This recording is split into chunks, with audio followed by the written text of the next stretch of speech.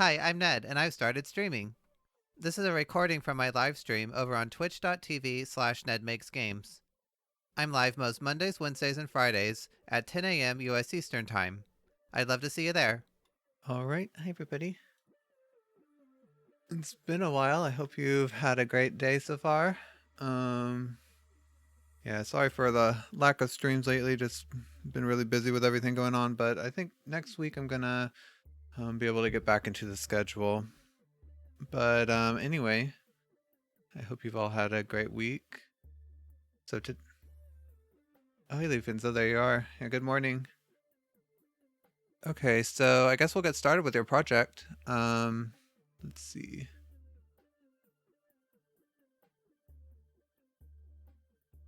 Yeah, so I tested it out yesterday, and I was really impressed with it.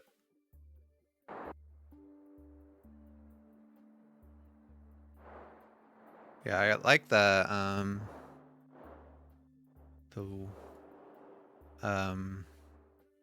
guess the cell shader, and then this little static sound when you rotate it.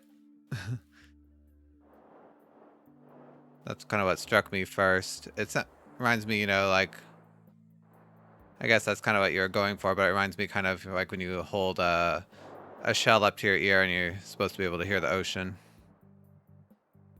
Oh yeah, and then you can press 1 to change basically presentations, and then 2 changes the shader.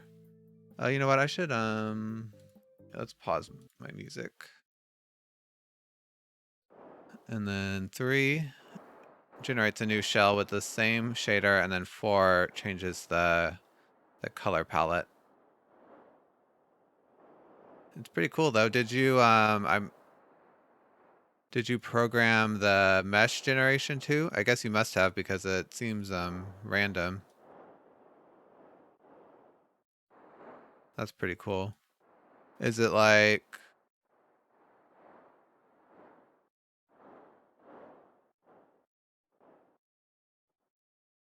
one of the big things is that the shells are pre-generated.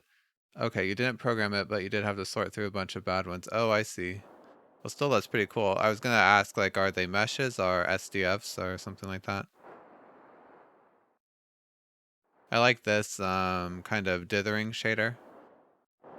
Pretty cool. That's a cool one. Cool palette.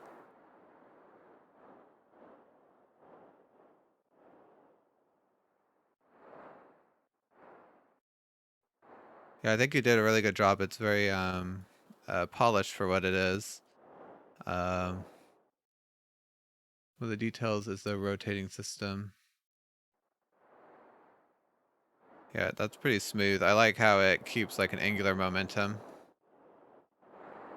Hey, thanks for the follow.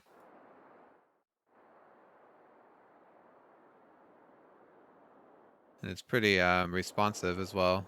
You can, if you hold the mouse still, it'll stop, but then if you rotate it, it keeps moving.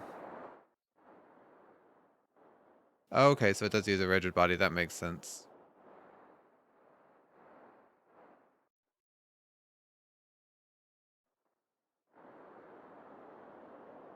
Okay, so oh, I see. So you probably put more drag on it when you're clicking so that it kind of follows the cursor like, as if you're holding it. That's a smart way to do that.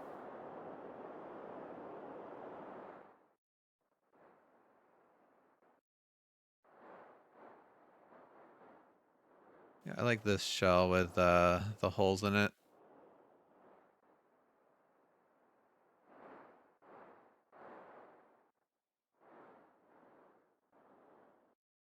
Oh, zoom in and out. Okay, I haven't tried that one. Yeah, the camera has a low FOV to prevent clipping. Yeah, I haven't noticed any.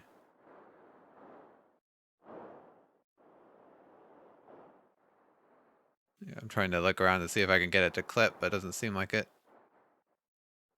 Try. Yeah, even there, that sticks out pretty close.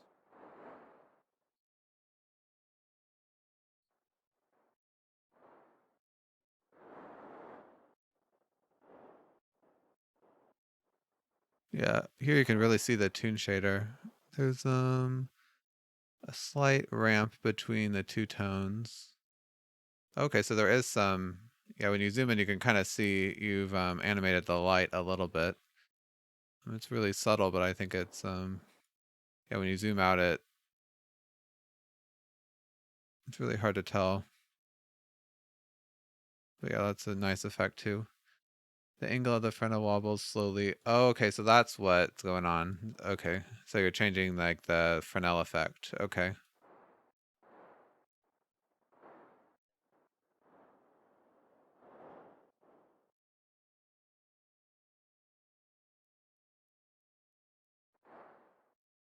I'm trying to see. Yeah, when you zoom out, yeah, it's barely noticeable, but it does make it seem more like less static, I guess. The smart um, way to handle that.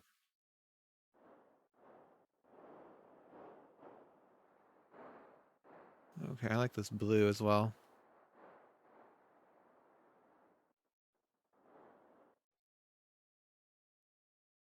But that's about it. Pretty much, we're trying to make either a little loading screen toy for a game or a screensaver sort of deal. Yeah, I could definitely see a screensaver out of this. That would, I don't know, pick a different shell every time the screensaver started up. Yeah, it's really pretty. I don't really have any critiques or advice. I think you did really good with your scope. I guess just, yeah, if you're going to try to expand on it more, I guess we could offer a bit more advice. But for what this is, I don't really have any critiques of it. It's very polished.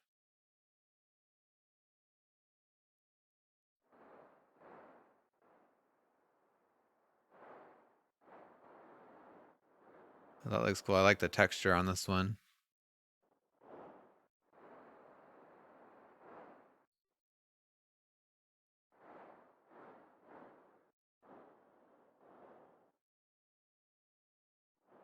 Yeah, I'm trying to think how you could just turn this kind of thing into a game.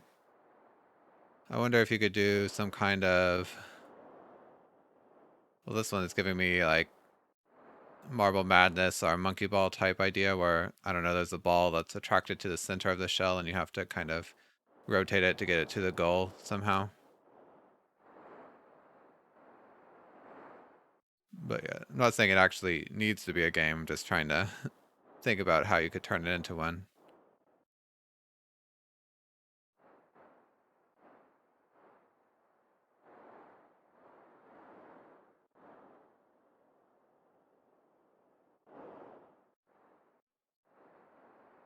Oh yeah, I see. So yeah, the sound effect is kind of proportional to the angular momentum. Or the volume of the sound effect, I mean. Okay.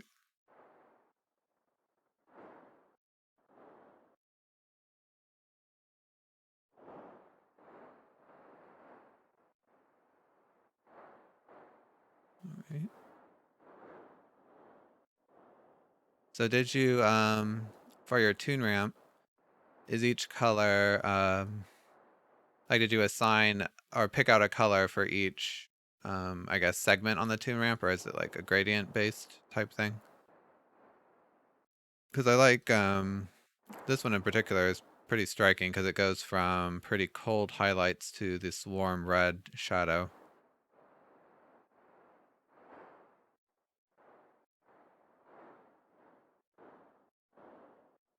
Oh, okay, a gradient color palette. Well, I think you picked a good one. Yeah, I like this one too. It has really warm highlights and then this cold mid-tone.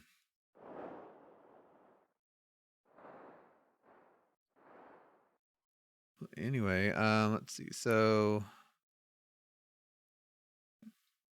I guess I should link to your page. Don't think I have it already open on my desktop.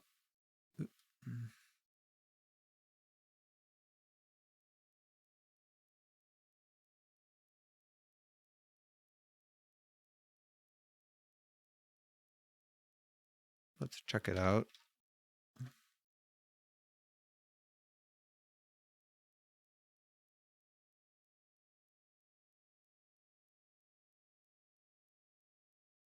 Okay, so yeah, here it is. I guess I'll link it on Twitch as well.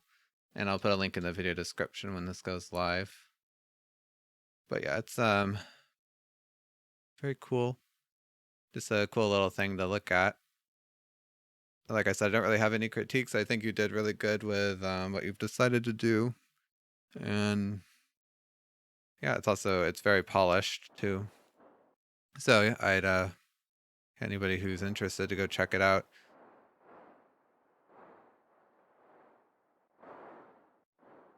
I guess this just shows how you can use a toon shader to make a really atmospheric looking thing as well.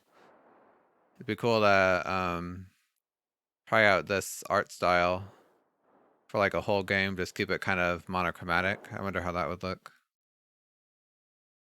Oh, you're welcome, Seclusion Tower. I really liked it. Yeah, I kind of feel bad because we've only haven't been looking at it for too much. Is there anything else you'd like me to notice or you want to point out?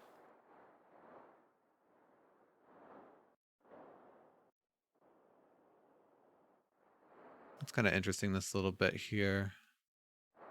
Kind of like it, actually.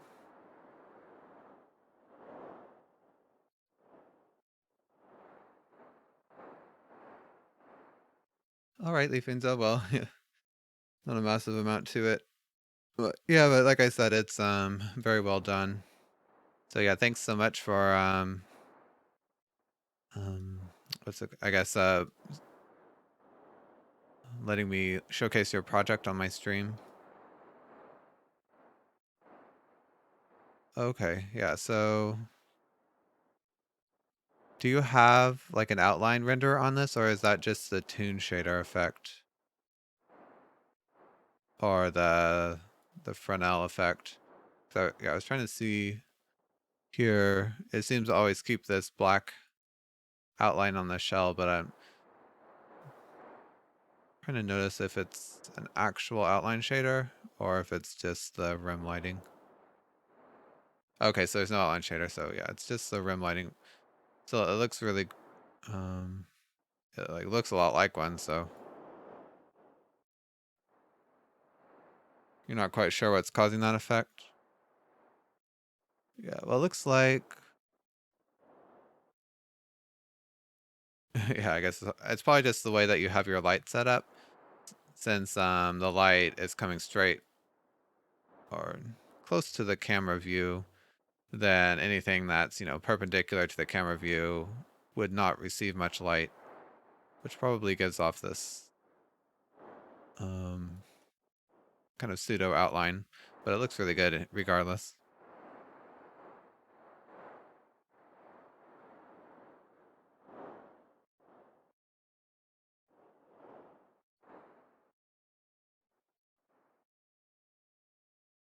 Oop, I need to take off that little message. Okay, yeah, because my charity drive is over, but yeah.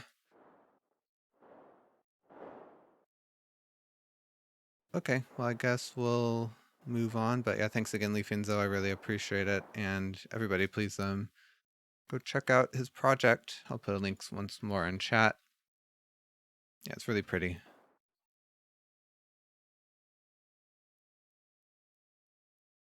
All right, and here's the Twitch page. So yeah, it's oris-interactive.itch.io. Shell shaded. More projects coming soon, probably. Oh, I hope I'm gonna look forward to that if there are anything like this one.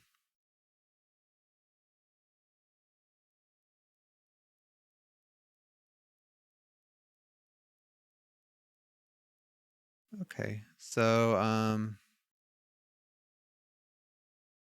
I guess we'll move on to my other project that I'd been planning to do. Let me think. Okay, so I'm planning a tutorial on tessellation shaders, and I thought that might be something kind of fun to do on stream. So my first order of business is I want to make like a wireframe shader to try to show off how tessellation shaders cut up a mesh. And unfortunately, it's turned out to kind of be a little bit more difficult than I'd hoped because, let's see. Because I think I'm gonna have to do it or use a geometry shader to do it, and I don't really like to use geometry shaders because they don't work on all platforms. So, like anybody who's using a Mac that wants to try to follow this tutorial can't use the geometry shader, which is kind of a shame, or not kind of, it is a shame. But any other method to do a outline shader that I can think of doesn't really work well with dynamic tessellations. So I don't have much of a choice. What am I trying to do here? Oh yeah, I want to create a shader file.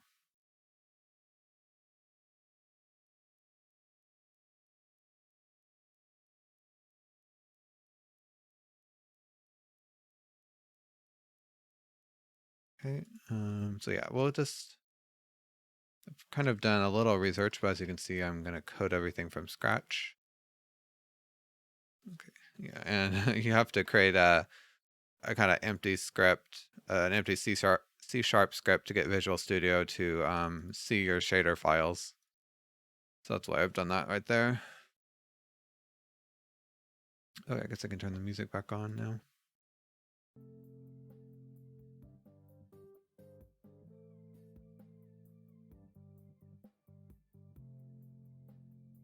Okay.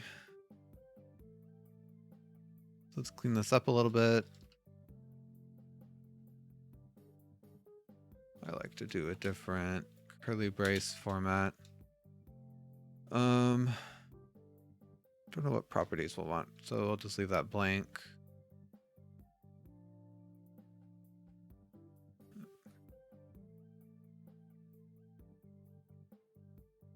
Okay, and let's steal this information from the lit shader. So universal shaders.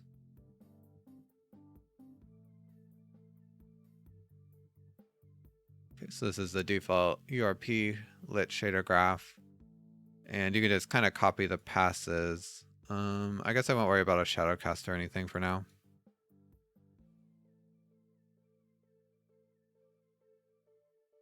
It's a good way to get started. Let's see. Oh yeah, we have to do these tags as well in the subshader.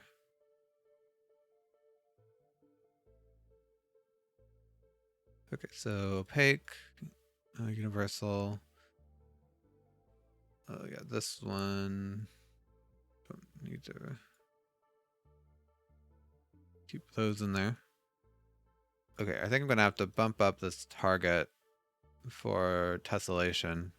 So I'm gonna need to look up what it has to be.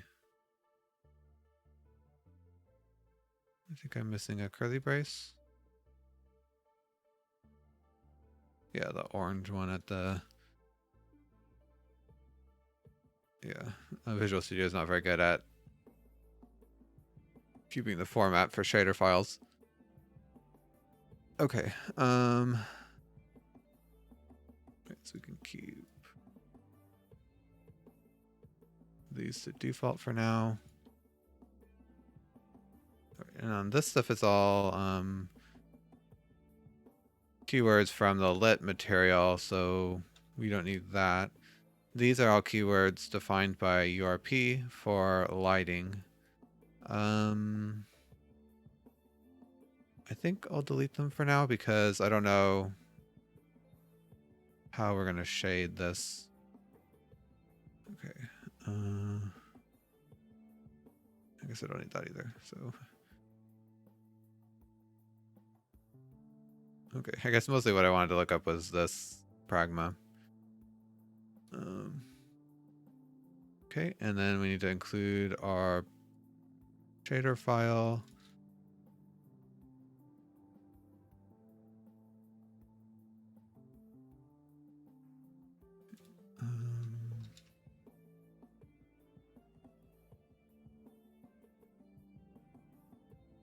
Okay, and so yeah, we don't have that file created yet, so we can do it in Visual Studio.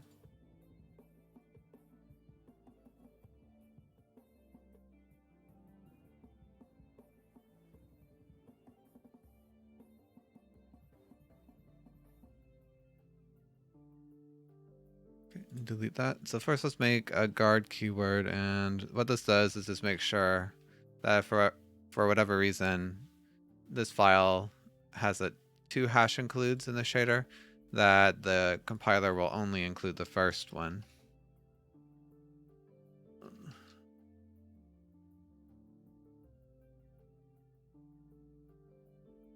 Okay, so this first one just says that if this is not defined, then it will execute what's inside the block. And then we define it immediately afterwards. And then,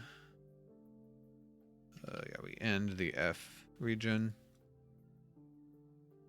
Okay, so first of all, we need to have our structure for the mesh attributes, which is basically the information that we get out of the... Oh, I just realized this is a C# file, so I need to rename it to HLSL. But yeah, so this is the information that we grab from the mesh. So things like it's the position of each vertex,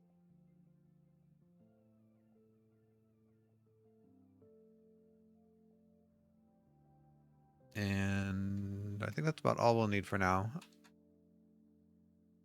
I'm going to start it pretty simple. Okay. And then this is what's passed to the fragment function.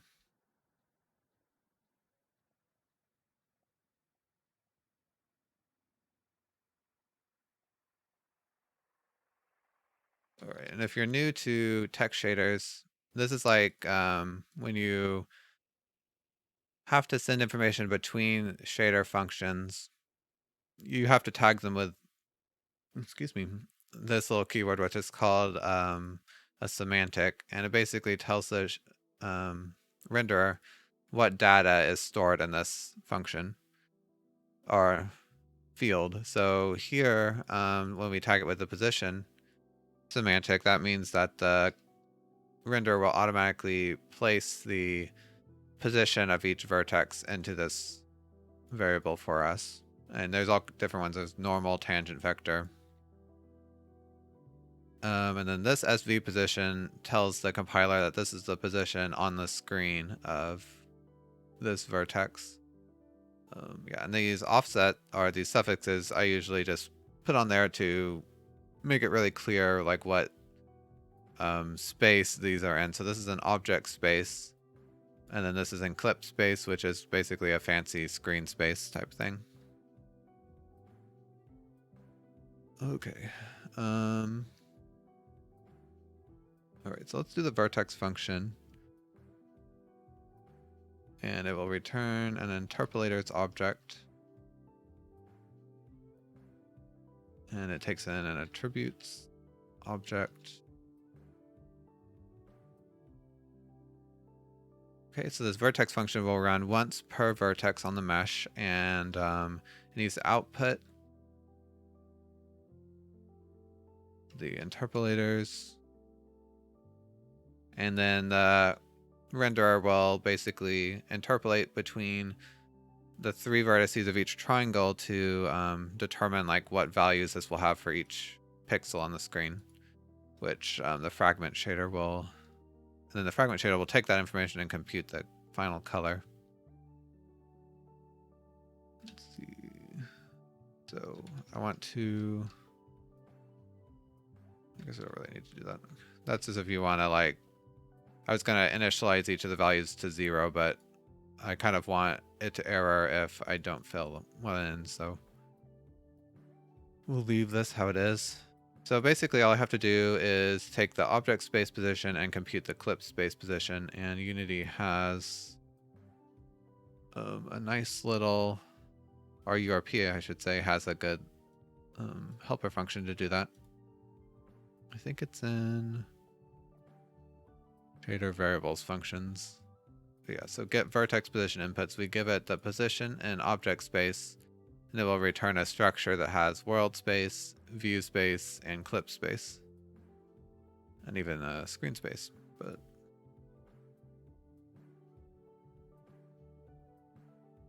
okay, so yeah, we can do something like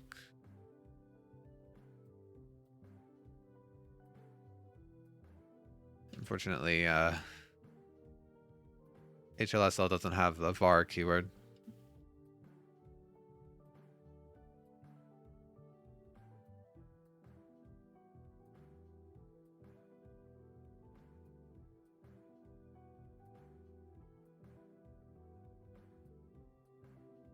Okay, so we'll pass it the object space position, and then it will convert it for us.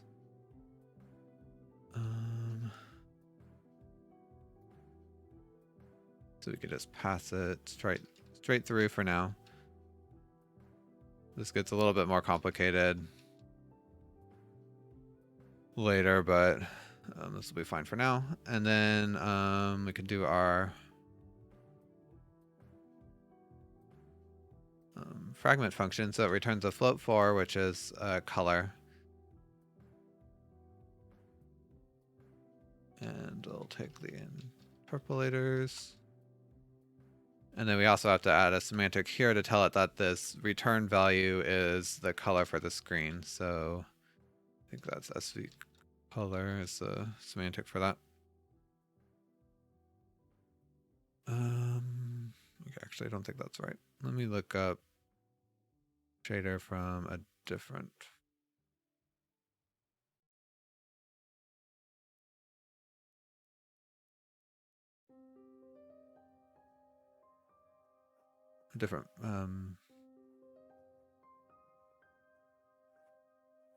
Project. I don't know why my brain's not working. Okay. I've been working on this foliage shader graph. I guess you'll get a little preview of this. Oh, this is the wrong file though.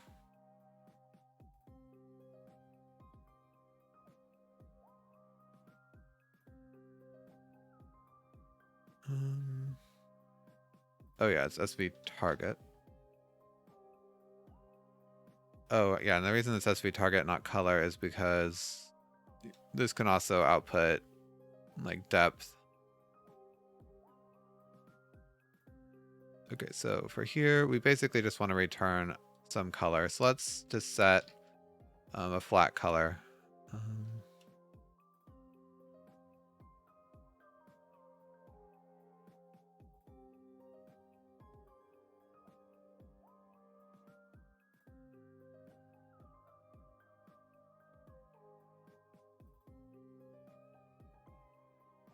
Okay, all right, and then the shader file, we need to add a property for that.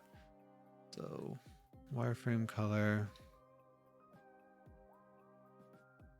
And then, so yeah, what you do is you put the variable name and then like how it will show up in the inspector, and then you give it a type. And then the default goes outside. We'll just set the default to black.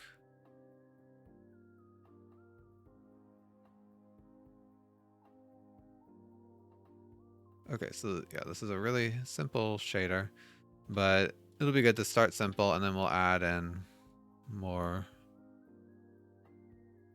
unexpected token structure. Oh, I forgot the, yeah, in HLSL you have to put a semicolon after the structure declaration for text position inputs. Oh yeah, and I'm not including the URP source file, so now it's saying that doesn't know what the structure is. So to do that, I have to include. Okay, and I'm gonna again look at the lit shader and see the specific path.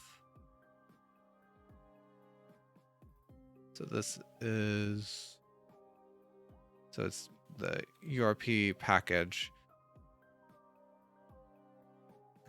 And then I want shader library lighting.hlsl.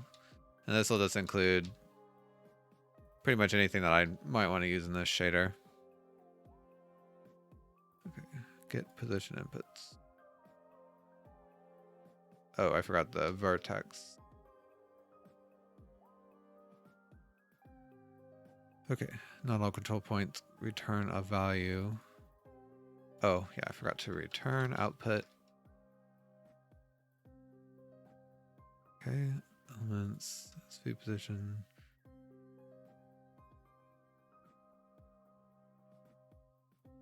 Oh, yeah. Okay. Enclosed space position needs to be a float 4.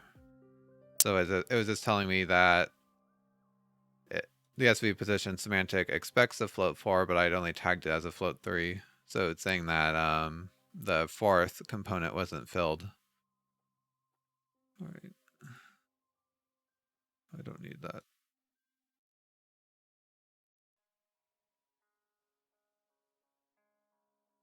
Okay, the source file. That's because I deleted it.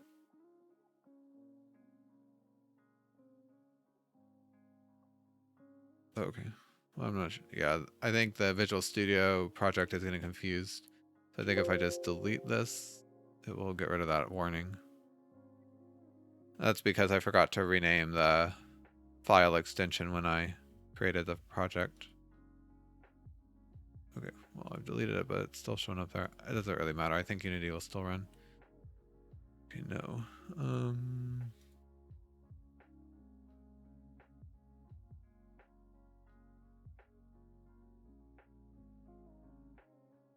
Alright, wouldn't be a stream without some weird error like that. So let's just restart Unity and hope that it gets rid of that problem.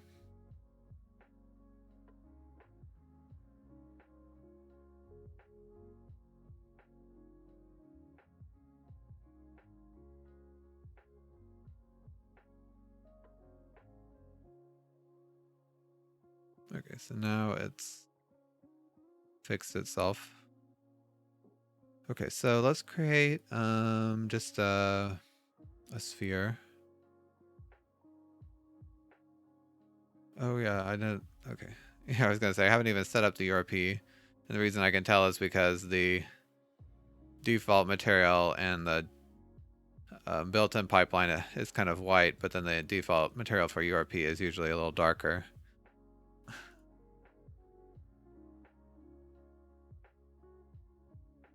Yeah, so I just need to create the URP settings asset and then set it in the project.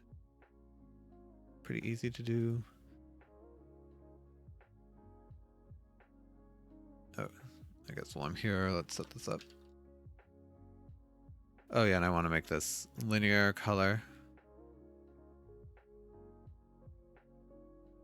A couple times I've like completed a showcase for the tutorial and then noticed I had it on gamma color space, so then when I switch it up I have to like retouch up all the lighting. So I always try to change that as soon as I can. Okay, so now this is showing as pink because it still has the built-in shader, but that's fine. I need to give it our wireframe material. So let's just create a materials folder.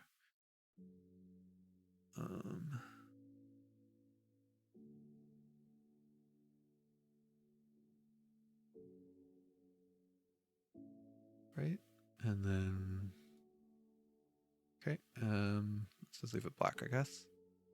Yeah, so it should just be a flat black sphere, which it is. Okay, so let's change it to, I don't know, red. Okay. So we'll worry about lighting and stuff later. Right now I want to get the wireframe up and running, so we need to make a geometry shader. Okay. So let's do struct.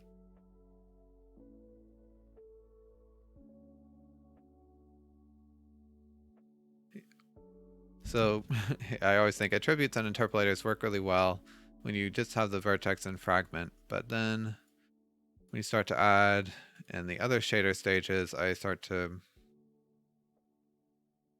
not know exactly what to name all this stuff. I guess I'll just call this geometry input.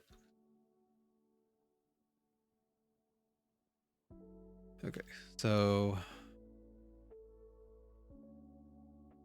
now that we're adding a geometry function, the vertex stage will actually output this geometry input structures, and then the geometry function will output this interpolator, because the geometry function in a shader basically can add, and it basically just like can change the configuration of the mesh.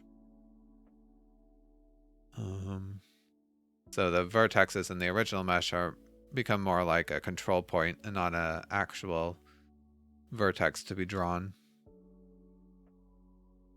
But we can have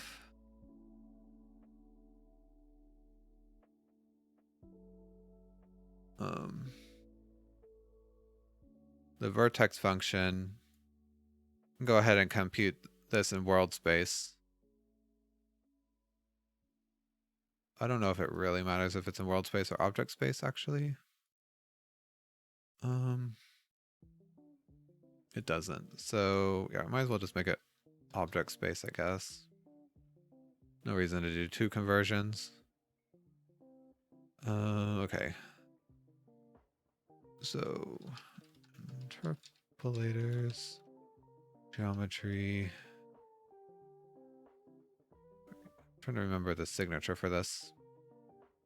It's been a little bit since I've messed with geometry shaders, so let's go ahead and open up a geometry shader that I've already written.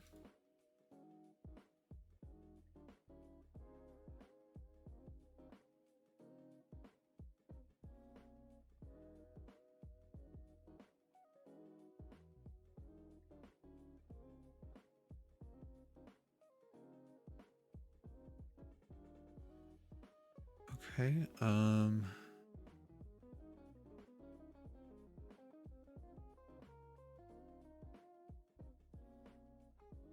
so we'll just copy this. And that's right, the geometry function actually returns void because it just populates this triangle string, which is kind of like a stack or a queue with the tessellation, or I guess interpolators. And then it will take geometry input. Okay, so yeah, it takes in 3 inputs for the number of triangles, or not number of triangles, for a number of vertices that are in a triangle. And then you output here basically what's called a triangle strip, which is if every 3 consecutive vertices in this array basically make up a triangle. There's a way that you can like reset it if you want to make more than one strip. We'll see about that. Oh yeah, and then this attribute, you have to tell it the maximum amount of vertices that will output. So for this, since we want it to be a wireframe, basically what I'm going to do is from each triangle edge, we're going to just make like a strip of geometry. And each one will have 2 triangles because it's got to be a quad. And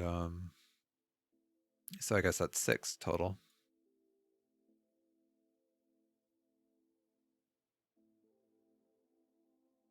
Okay,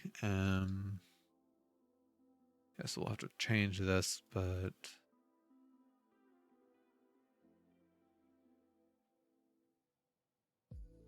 okay, so now what I need to do is I guess have the wireframe radius.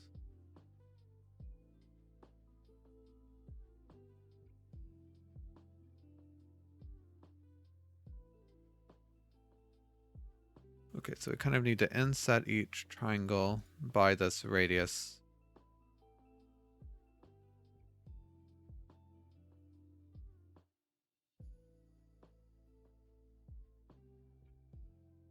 Kind of think.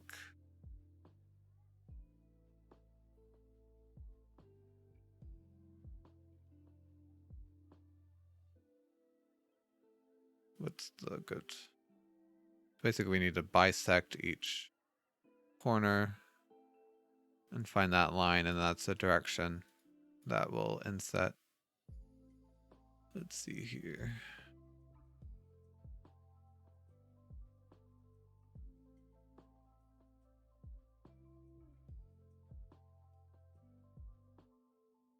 Okay. Bisector of an angle of a triangle is a straight line that divides the angle into two congruent angles.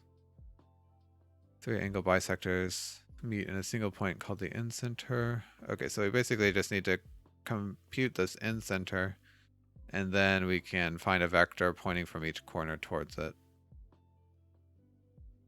Equidistant from the side of the triangle. Okay, so this is basically...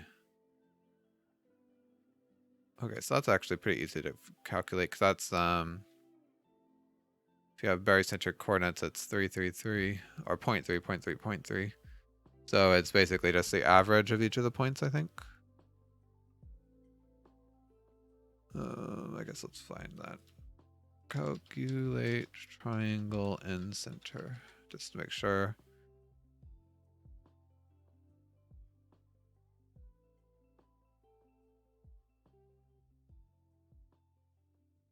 Given the coordinates of three vertices of a triangle ABC, the coordinates of the incenter are...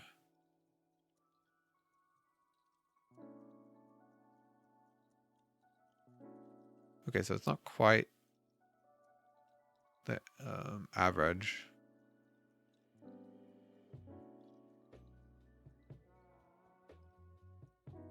Okay, so the coordinates of the point, and then the sides opposite, and then the perimeter of the triangle. So that's not too difficult to do. Well, no, it's not that difficult at all. Okay, so let's do...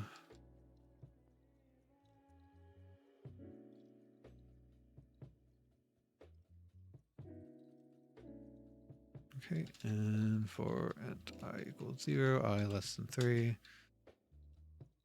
Okay, so the side that we... So side 0 will actually be between 1 and 2, because we want to have the edge opposite of this vertex. Okay, so float A is input. So the first, so it's I plus 1, and then we've got to do mod 3 so it wraps around.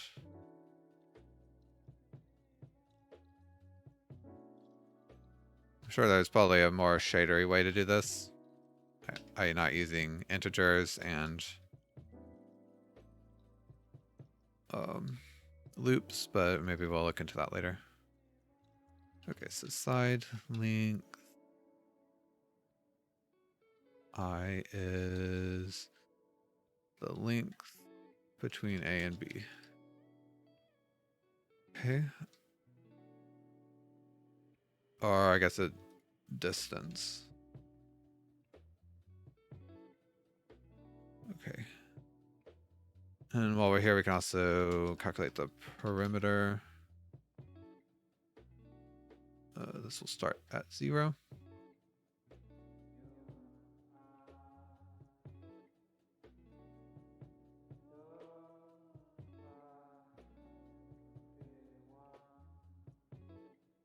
Okay, so now we have everything we need to find the incenter. So float 3 equals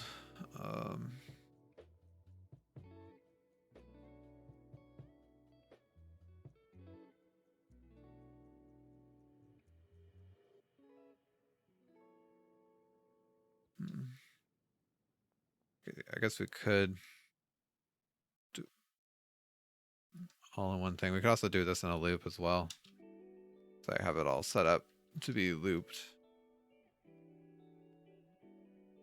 Yeah, let's go ahead and do that. Okay, so for int I equals 0, I less than 3.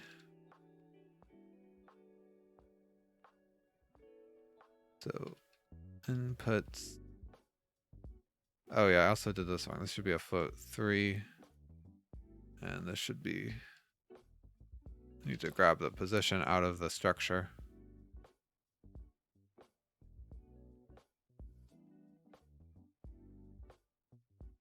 Times side length oops, be I.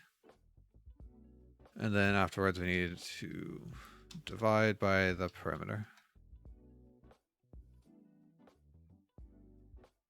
Okay. Yeah, once again, I'm sure there's probably a better way to handle this, but this should work for now. So, coordinates of the point, the length opposite the point, and then the perimeter of the triangle. Okay.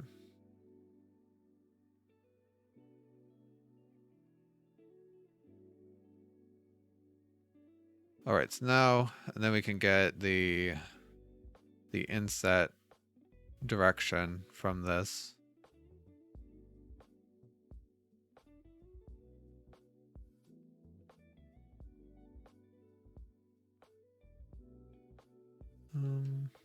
I guess we don't really have to do it like that.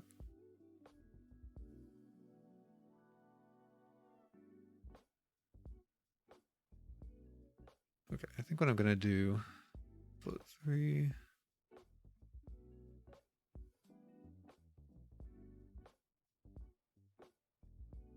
We'll just go ahead and generate the 6 points, and then after this, we'll reorganize them to fit into the output stream.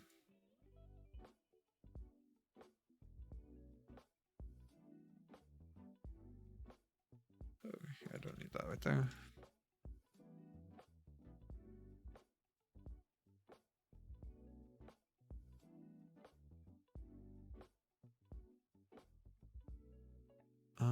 Actually, yeah, we'll just do it once per triangle. So float 3 inset direction equals.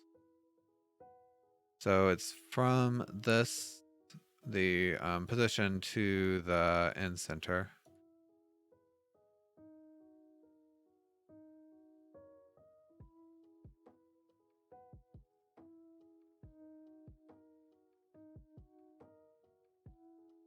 Again, we gotta normalize it. Okay, so that means points I plus 0 is just the inputs I. Yeah, that's it. And then the points plus 1 is. I guess this would be I times 2, actually. Plus 0. And I know, yeah, obviously we don't need the plus 0, but just I like it because it makes these two lines the same length.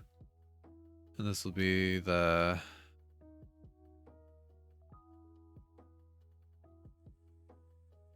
that, and then we add the inset direction times the wireframe radius. Okay. And yeah, so now we just need to add everything to the output stream. So we have basically every 3 vertices in here make a triangle. So I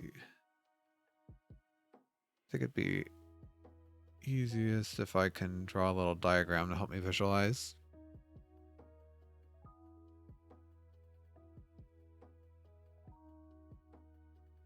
Okay, so let's just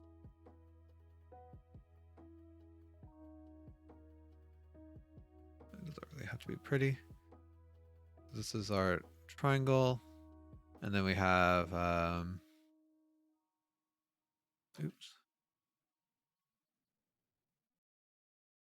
The inset, obviously it's not even, but that will do. Okay, so what I kind of want to do is do 1, 2, 3. Oh, okay, except actually to complicate this, it also needs to be clockwise. So 1, 2, 3. And then the next one would be here. That won't work, will it? 2, 3.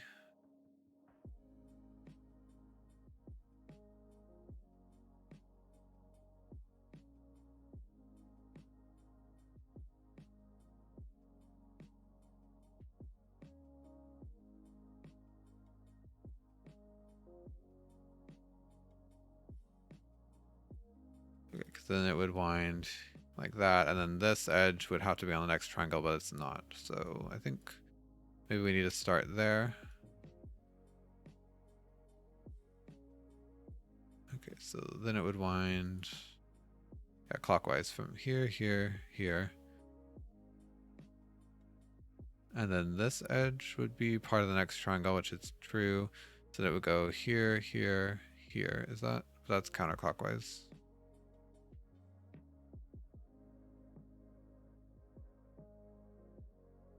Oh, except, yeah, in triangle strips, in order to fix that problem, they flip the winding of every other triangle. So I think this is right. So we go inside, outside, inside, outside, inside, outside. Okay, so let's see if that works.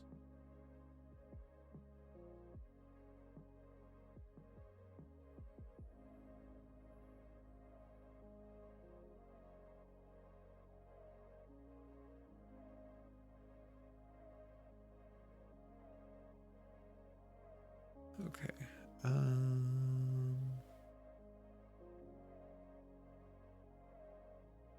Trying to think. So actually, let's see, because I've got to put these vertices on there twice because the triangle stream doesn't really support loops. So I guess we're actually going to output 8 vertices and not 6.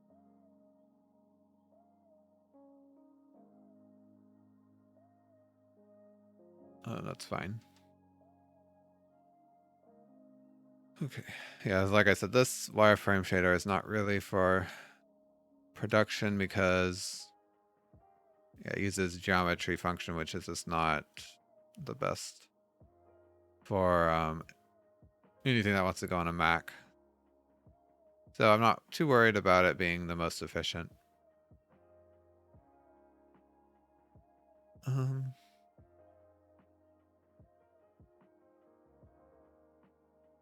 Okay, yeah, so I guess, yeah, we'll just do 3 again.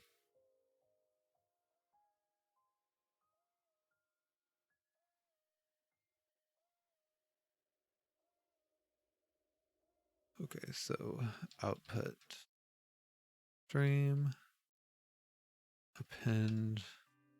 So we've got to make an interpolator object. So let's just do a helper function.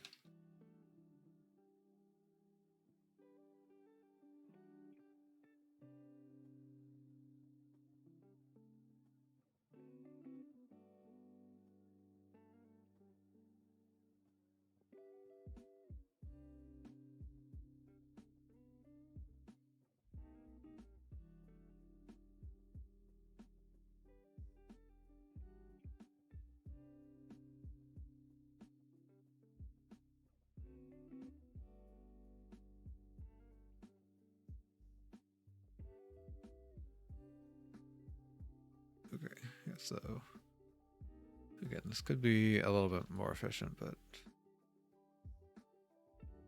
actually, yeah, I think a better way to do this is actually if I create the interpolator objects in this array. Okay, but that's fine. We'll just put the setup point here.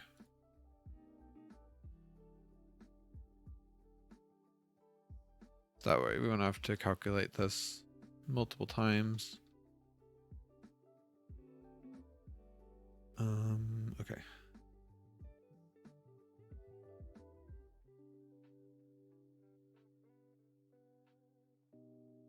Okay, so this will append points I plus 1. Oh wait, let's see. Start equals I times 2.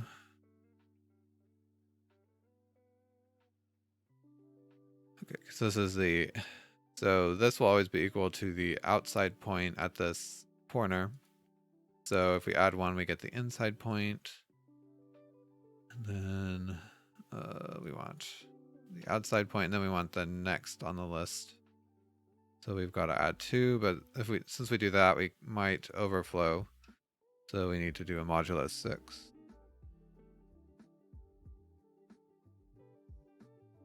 Except actually, yeah, it's the next inside point, so we actually have to do plus 3.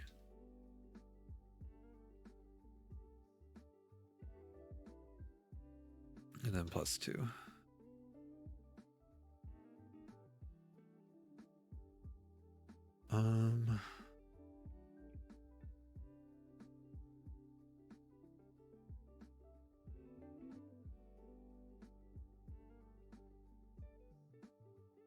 Okay, wait, I think yeah, so we actually start, how do I want to do this? Actually, yeah, I think I can just loop 4 times and then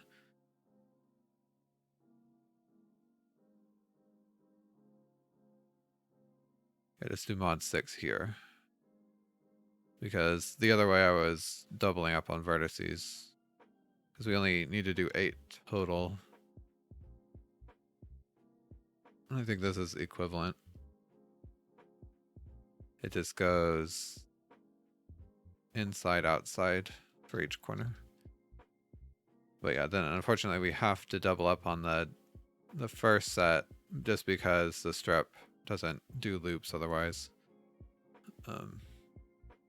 It's not a huge deal, but okay. And then a little bit of optimization for loops that have a constant iteration count. You can do this unroll tag, and the compiler basically transforms this to just be as if you copy and pasted it 3 times instead of using a for loop, which is more efficient in a shader because it doesn't have to do a jump back to the start of the loop. Okay, so this code is fine. It probably could be optimized, but okay, so now we need to output a geometry input from the vertex function instead of the interpolators, and basically we just pass the attribute through from the input.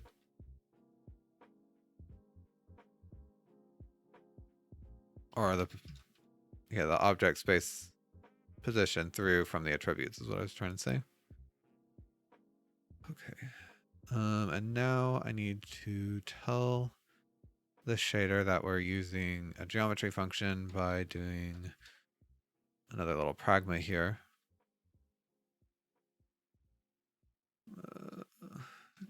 Geometry.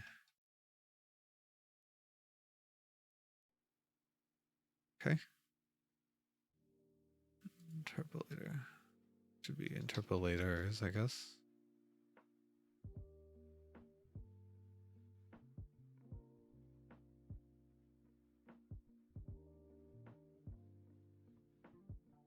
Side length.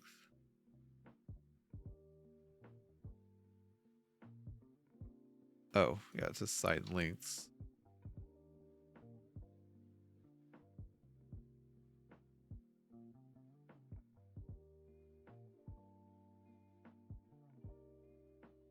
Okay, I kept forgetting to put S's on stuff. Okay, program user geometry is treating as if pragma required geometry was present. Okay, I guess I can add that.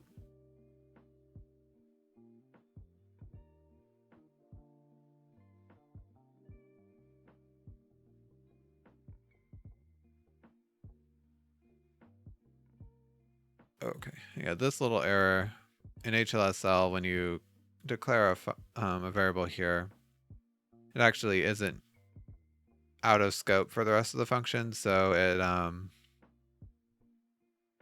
so basically by reusing this I variable, I'm kind of overriding the previous variable, and so you get those warnings. To fix it, you can just remove the type declaration there.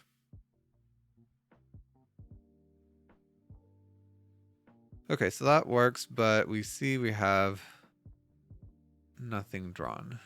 Oh, that might be because I'm in the material. I didn't add a property for this wireframe radius, so it's set to 0.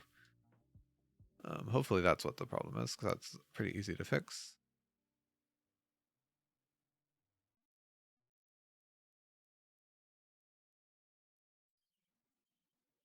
That's not how you spell a float at all. I think actually it's usually not capitalized like that. Okay, so we'll set this to 1. Okay, so now we see it and decrease the radius. Okay, so we've got a wireframe effect. Okay, so I feel like something's not correct though, because I think the wireframes are kind of like perpendicular to the view, because you can see when I do this, that this one starts to disappear. Now, why is that?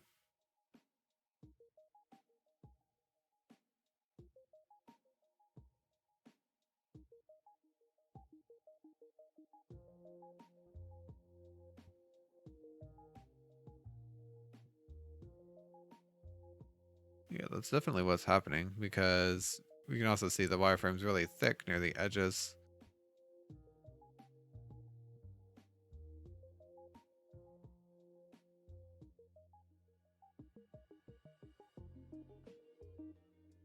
Let's see. Did I mess up the spaces here somewhere?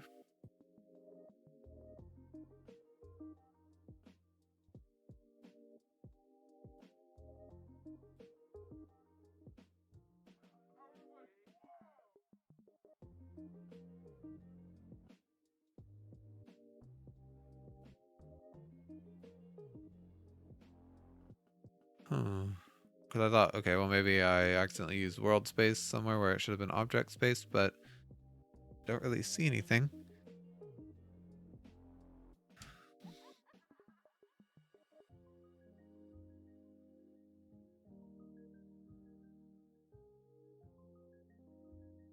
Okay, let's try a simpler object.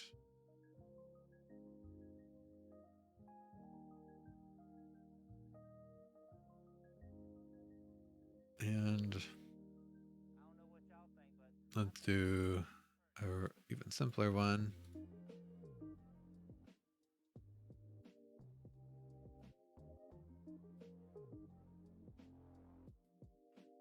Okay, so the quad is fine.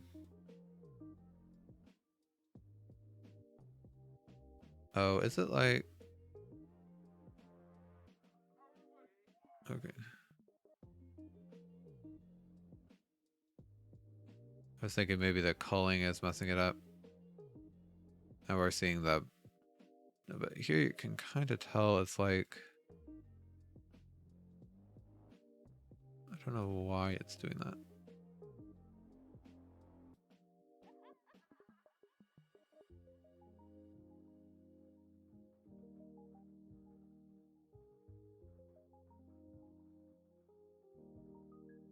Yeah, it's like it's diagonal to the actual triangle.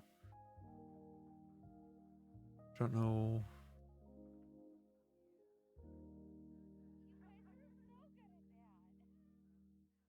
I don't know why it's doing that, because let's see. Just using 3 inputs of a triangle. That works fine here because it's all flat anyway.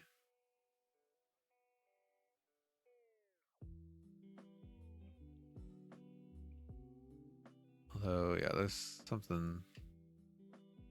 You can see this isn't.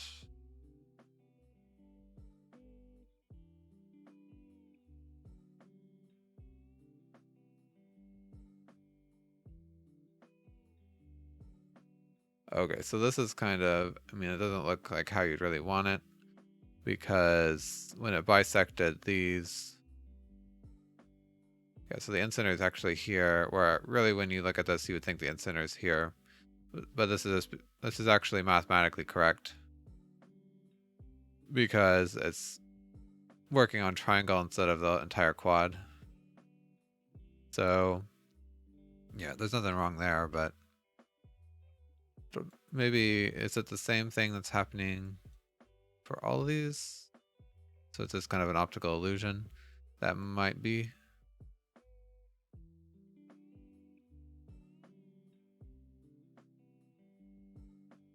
I don't think so.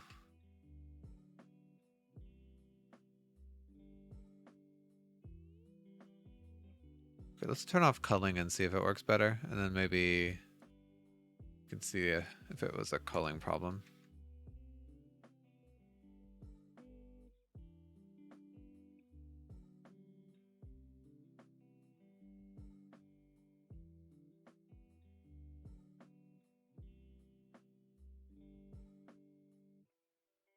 It's weird. It's like it just looks like it's twisted.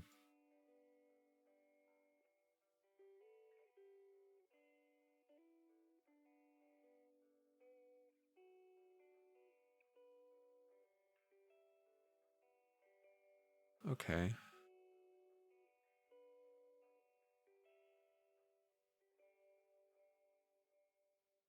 Let's see. Look.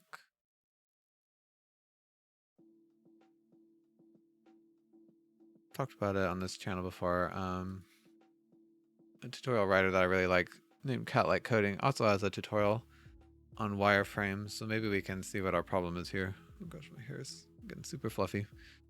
Okay,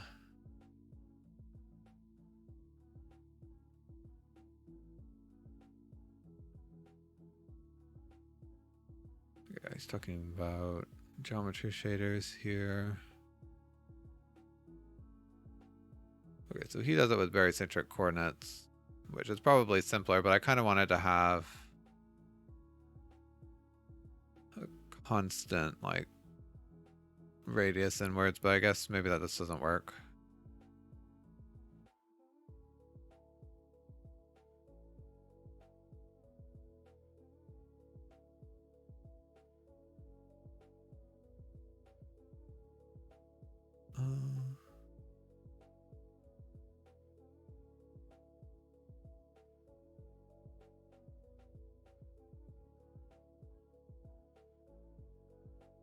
Okay, so I'm just trying to look. So he sets a barycentric coordinate to each. Okay, so he basically doesn't actually create new triangles like I'm doing. He just uses the geometry shader to work on a per triangle basis, and then he adds this barycentric coordinate value to it. And then the lighting function.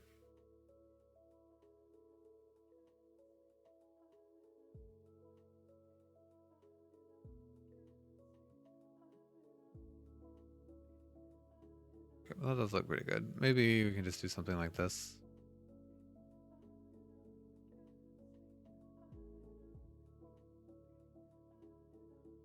I didn't think it would look even because barycentric coordinates is based like on percentages from the corners of the triangle, so I thought with small triangles it would be filled in less.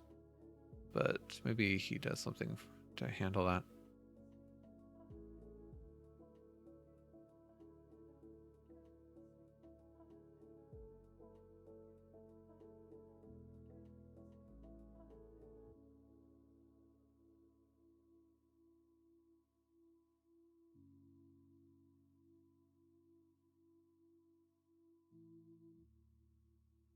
Let's see.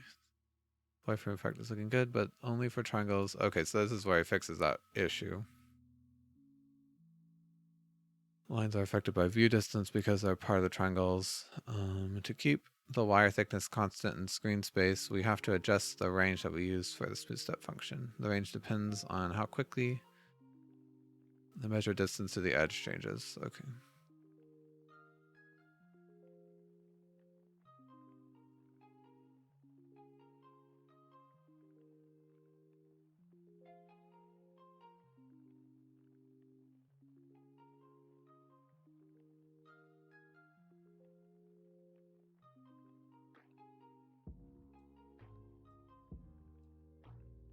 Okay, so yeah, he's using derivative functions to help figure out how fast the barycentric coordinates change in screen space. Okay. I wonder, yeah, maybe with the tessellation shader we might be able to get away with doing this without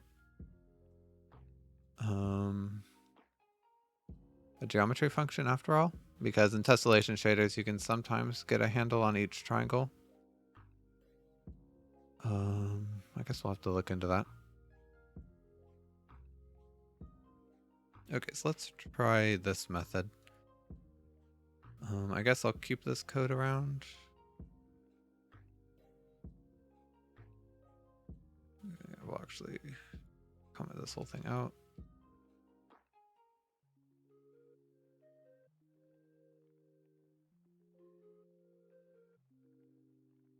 Okay, so now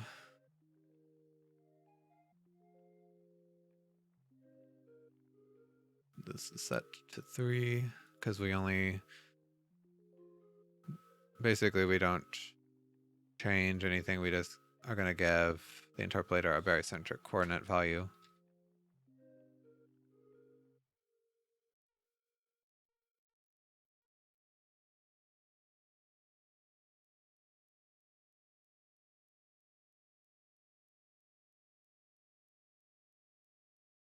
Oh yeah, so these text chords, they're like UV registers. So you do normally use them for a UV or a texture coordinate. But since you can have up to 12, I think, you can use them basically to store any data that you need to pass between functions in a shader. So that's what we're doing there. Okay, so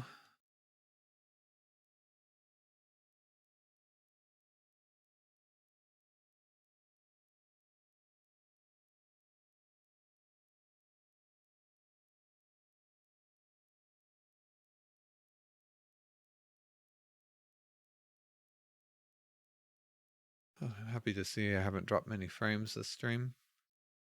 I didn't know how well my internet would hold up, but it looks like it's going pretty well. Now I've probably jinxed it, but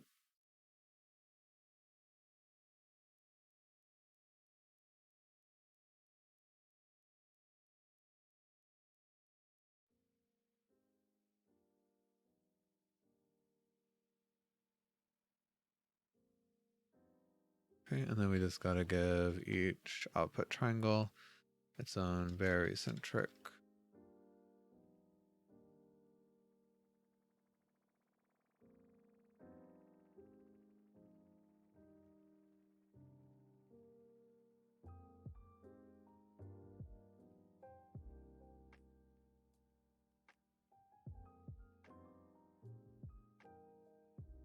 Okay, and the third one will just be 0, 0. Oh, does that work? Because the third value for barycentric coordinates is actually just the other two subtracted from 1. But I don't know if that will work well when we're trying to interpolate, but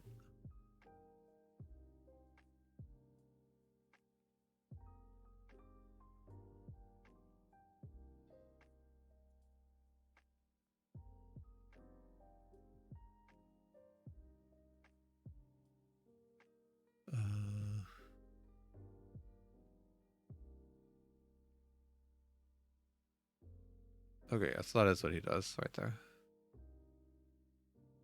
Okay. And then we just need to put them on the output stream. We can unroll it.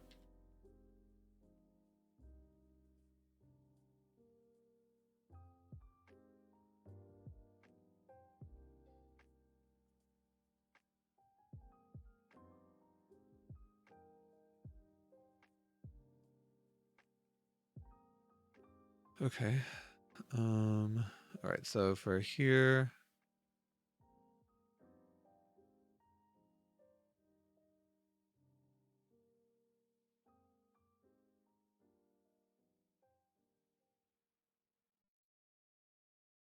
I guess we can just use his final code instead of fumbling around with it.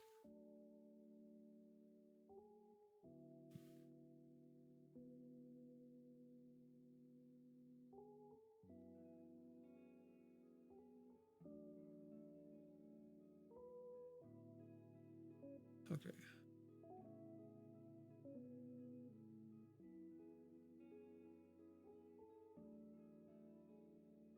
Now we can see what's going on. Okay, so we'll have barycentric equals float 3 input barycentric, and then 1 minus input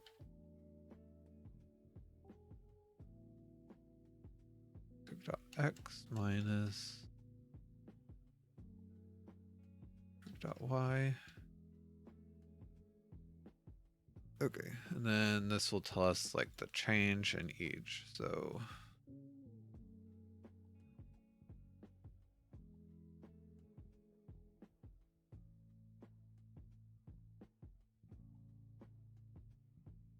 So yeah, this f width basically calls the x and y partial derivatives and then adds them together.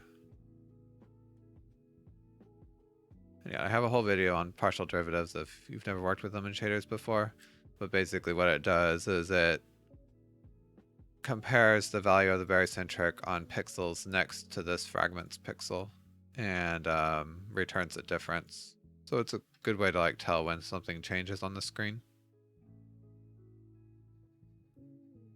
Okay. I'm not going to worry about smoothing right now.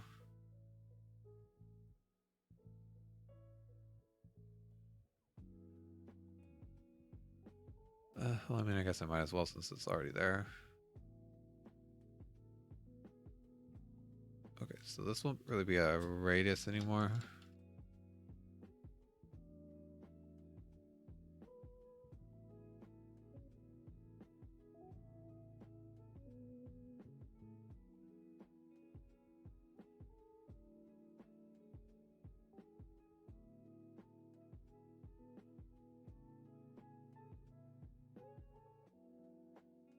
Okay, yeah, I was just seeing how this worked. So we take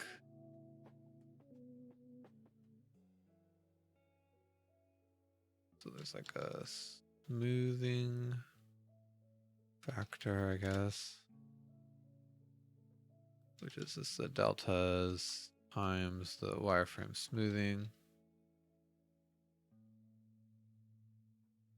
And then a thickness factor.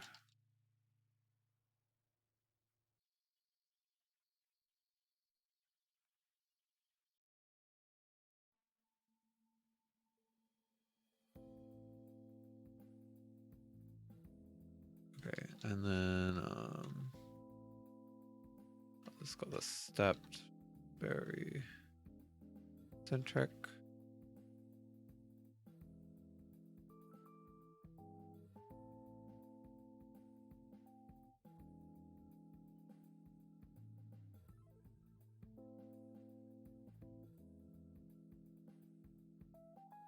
Okay, and so what the smooth step does is it kind of does an inverse interpolation between these two values based on this, and then if it's in between them, it does like a smooth curve between them. I also have a video on smooth step if anybody is like to look at that. Okay, and then the minimum barycentric. So yeah, we just see which coordinate has the smallest value.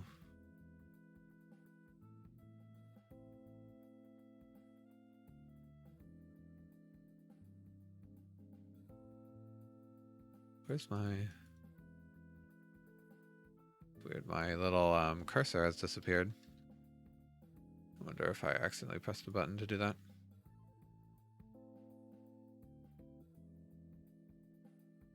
Okay, and then we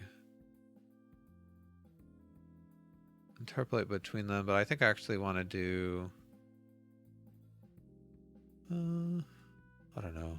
I was gonna say I kind of want to clip so I can see through it, but maybe not. Okay, well, let's go ahead and do a clip value. So clip.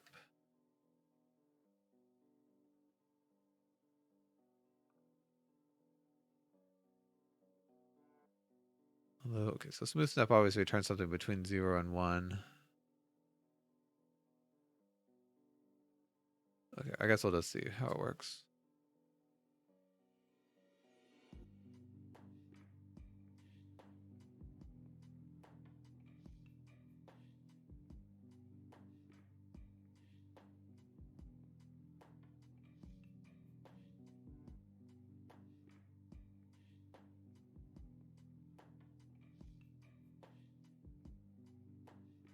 I guess when we clip, it kind of doesn't make any sense to do this smoothing because the edge isn't going to be smooth anyway.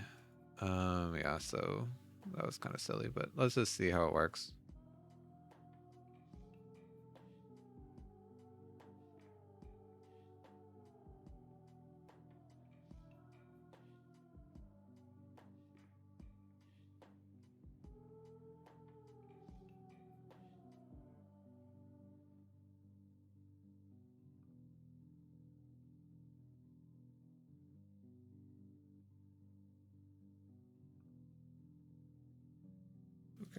This can range from 0 to 1.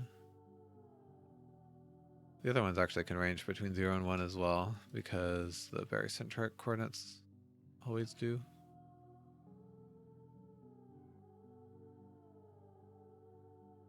Oh gosh, I can't.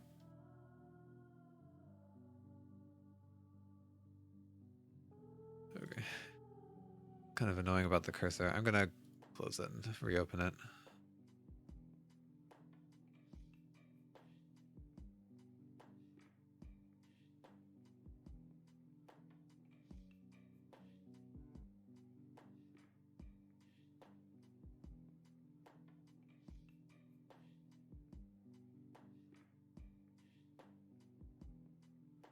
Okay, so now it's kind of like the opposite of what I want, but maybe... Oh, I need to change this.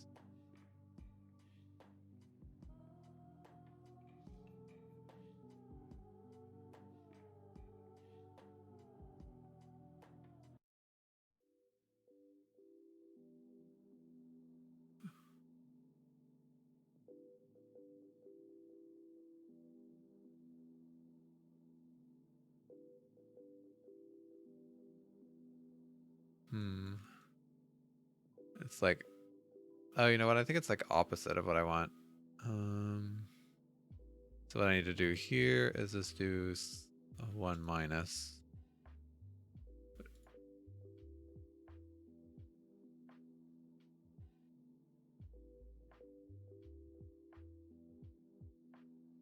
Okay, so this is actually right. You might think this looks wrong, but I think it's okay because what's going on here is there's only one edge, so it's like half the thickness of the one in the center.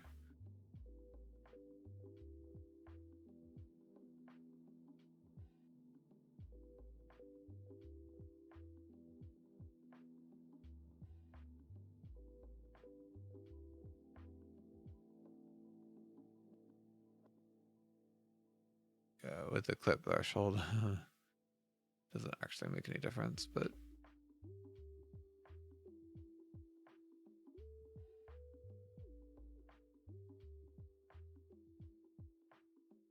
okay, so this definitely works. I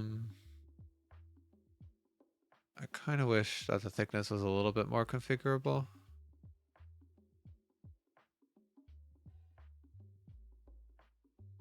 But it will do. Yeah, it's constant on the screen. The other way, the edges would have actually had thickness, or I mean, they would have had like a fixed size, so it would have been different when you zoomed in. But this isn't bad. I don't know, I might play around with it some more later. But anyway, we've got a wireframe going. Okay.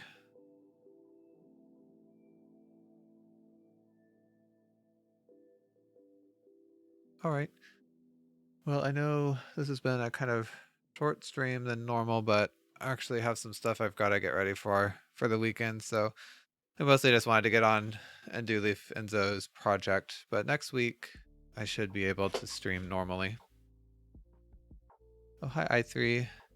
Yeah, I'm working on a wireframe shader because I want to do a tutorial about tessellation shaders.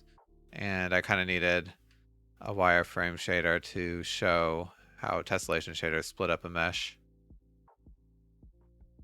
But yeah, unfortunately, I'm just about to sign off. But yeah, thanks for coming by for a bit. But yeah, so next week, I'm going to plan to stream pretty regularly. And hopefully I can keep that up. Sorry for kind of the sporadic schedule last month or two. But I think now things are starting to kind of get into shape. But I'll put some links in chat if anyone enjoyed the stream, and I'll be back live Monday at 10 Eastern time, and we'll continue work on this and tessellation. But until then, I'll see you later, and I hope you all have a great weekend. All right, bye-bye.